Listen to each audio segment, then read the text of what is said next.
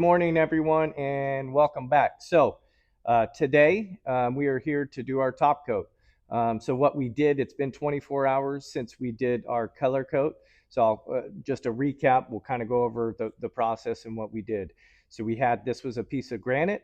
We sanded the granite real well with 30 grit sandpaper. We cleaned it off with isopropyl alcohol. Once the alcohol evaporated off, we then applied a small amount of PolyKote Pro, and we tinted that with about 5%, actually just under 5%, and we applied it to the whole surface. We then waited 24 hours, and then we came back and we applied our color coat using, again, the same product, PolyKote Pro. Put our inks, and this is what we came up with. So today what we're going to do is we're going to apply our top coat, and this is the brand new Fortified. This is the gloss version. So what we're going to do today is we're going to sand this piece using 320 grit sandpaper. So we're going to begin by doing that. We're going to clean the surface off again, and then I'm going to show you how to roll out our top coat. So here we go.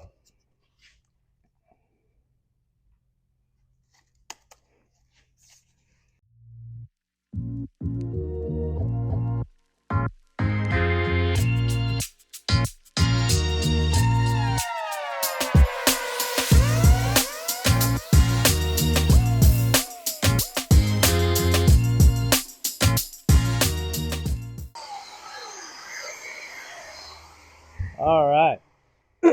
So now all we did is we hit the front. We didn't apply too much pressure. What you don't want to do is burn through your color coat. So again, I just kind of knocked it down a little bit. I'm going to finish it off by hand. So I want to make sure and hit this corner.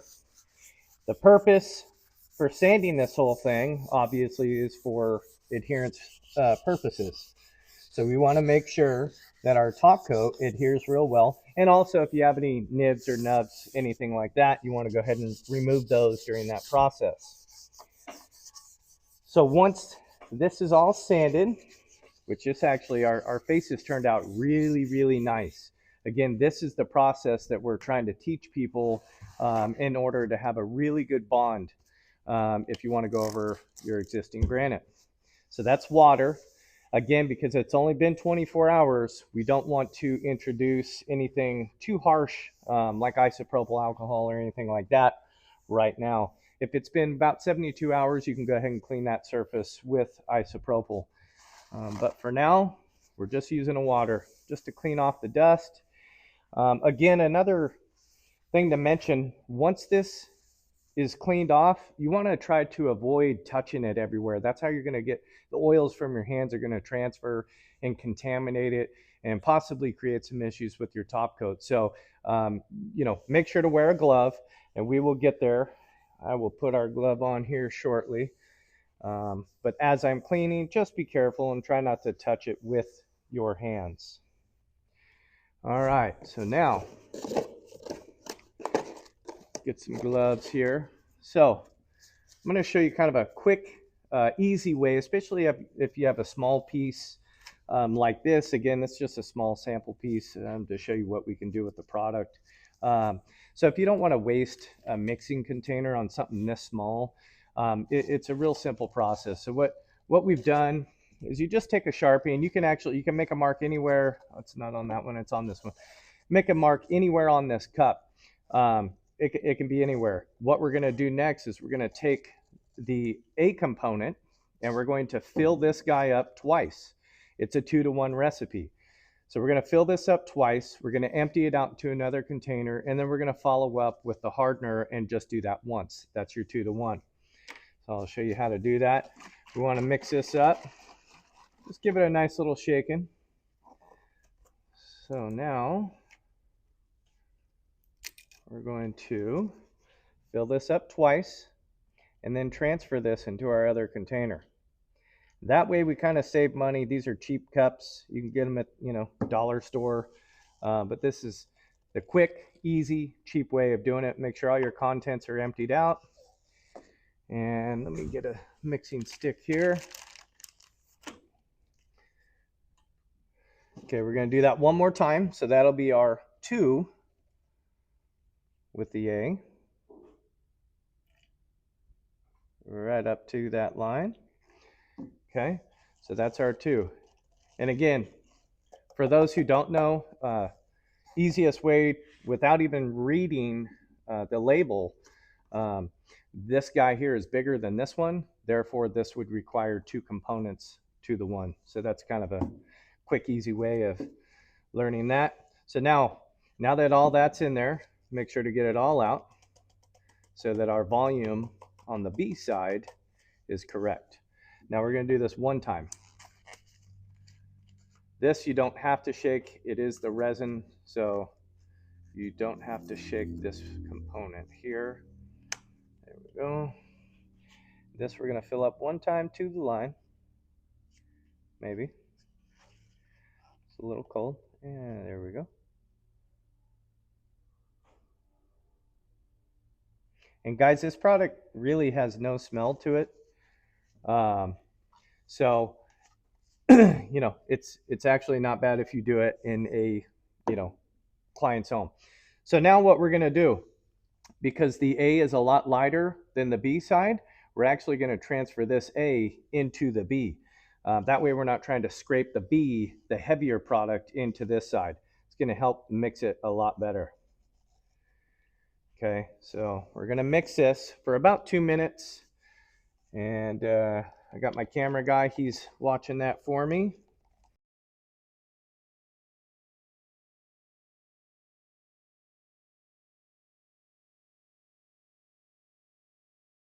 So really important, I want to mention a couple things while we're doing this. While you are applying your color coat, and say this was, you know, a really long countertop, and you have a mixing station, you know, maybe a couple feet away.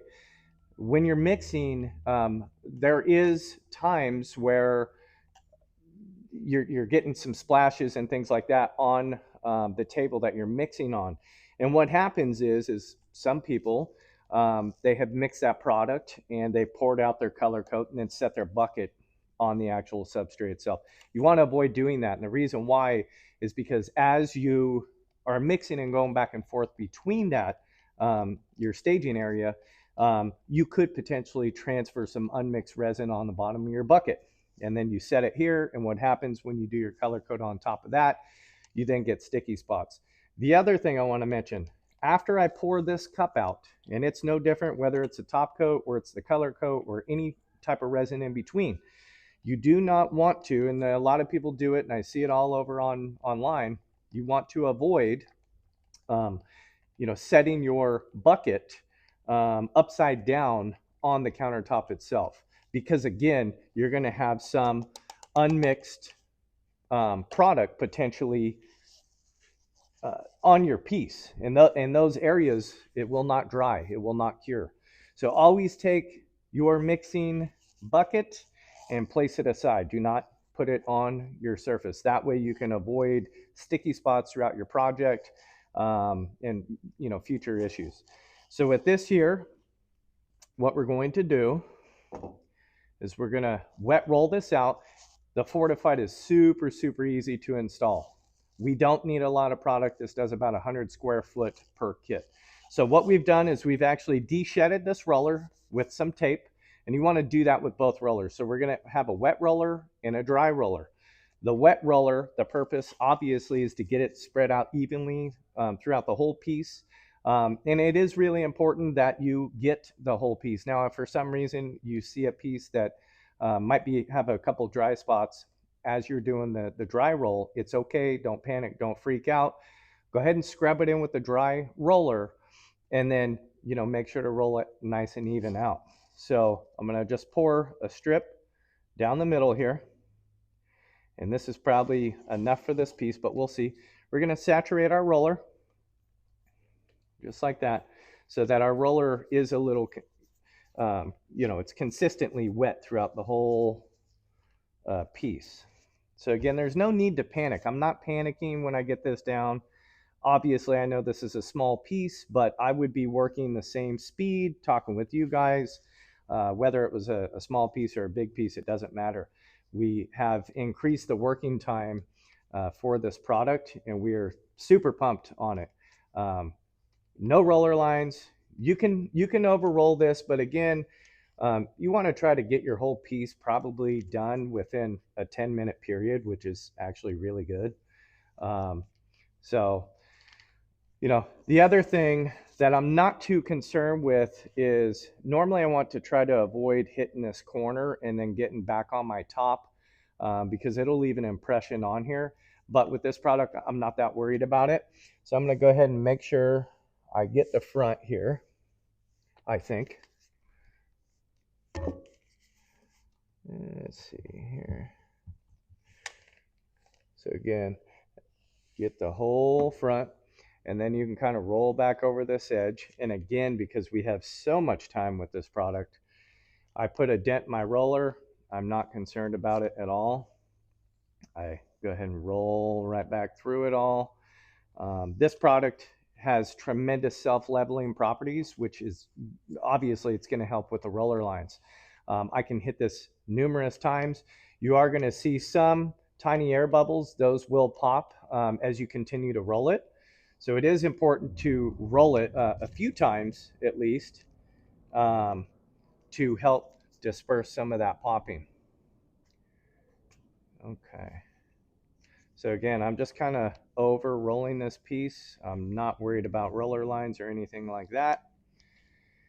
Okay, now that's my wet. Now, if this were on a, big countertop, the ideal way to do this is to wet roll the whole top.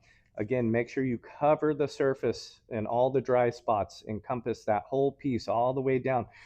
You don't need to worry about roller lines or anything like that as you're doing it. Once you get to the end, go ahead and go all the way back to the beginning where you started. Now you can either use the same wet roller just to start. So if say it had been 5 minutes, I just want to see, and I should be able to feel that on my roller whether or not the piece is tacked up. If it's tacked up, you can use the same wet roller to essentially rejuvenate this entire piece before dry rolling it. So again, I have hit this again, and I can continue to do so. So if I feel it kind of tacking up, again, use the saturated roller to go back over it again. Okay, so I'm totally happy with that. So now I'm going to take my dry roller again. We wrap tape along this whole piece and cleaned it off really well. So now all we're going to do is we're going to dry roll this, and you don't have to overwork it. Again, I'm kind of overworking this just for video purposes, but there's no need to. It will self-level, and you're going to actually have a really nice kind of leathered finish, if you will. Everybody that has tried this has absolutely loved it because the finish is super soft. And that's it. So we dry rolled it. Again, this piece will be cured in about 24 hours. You can start lightly using it around the 30 hours. But again, each level is still kind of curing. So you want to be ginger on these pieces for the first 7 days for sure. But this here today was to show you what you can do direct on your existing surface, whether it be granite, any other type of natural stone, anything like that. PolyKote, all the PolyKote lines, PolyKote Pro, PolyKote Enhanced, they all act as a really good primer to the substrate. And then in the next video, we're going to show you a pull test on this piece to show you the total adhesion that we achieved with this. So you're going to want to follow us. Make sure to subscribe to our channel. This year is the year for videos, so stay tuned. We're super pumped, and we will catch you on the next one. Thanks, guys.